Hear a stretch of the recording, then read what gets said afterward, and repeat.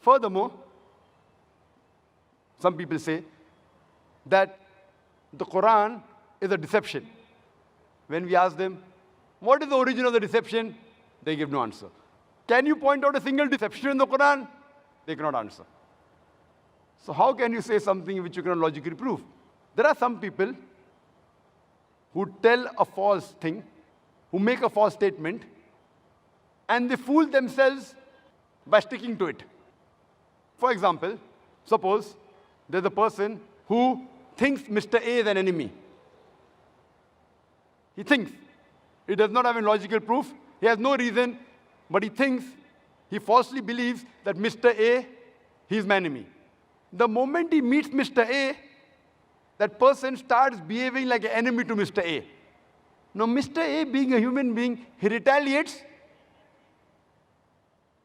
Why is he treating me as an enemy? He retaliates. The moment Mr. A retaliates, the person says, didn't I tell you? He's my enemy. See, they're retaliating to me. So you make a false statement, and you fool yourself by sticking to that statement. This is what the critics of Islam do. They make a false statement, and they fool themselves by sticking to it. Furthermore, the Quran, it believes in reasoning. And there are several verses which talk about reasoning. You can analyze it. You can discuss the matter of the Quran. Several places, including Surah Ibrahim, chapter number 14, verse 52, that here is the message for mankind. Let them take warning therefrom. Let them know there is one God. Let the men of understanding take heed. Many Muslims think that the Quran discourages reasoning. It discourages arguing with people. It discourages discussing about the Quran with others and religion with others. In fact, the Quran encourages that you have to discuss with the other human beings. You have to argue with the other human beings.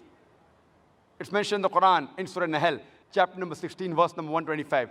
"Udu ila sabili rabbika bil hikmah wal ma'azit al hasna wajadilhum billati ahsan." Invite all to the way of their Lord with wisdom and beautiful preaching, and argue with them and reason with them in the ways that are best and most gracious. Quran encourages reasoning and arguing and discussing, but with hikmah and husna, in ways that are best and most gracious.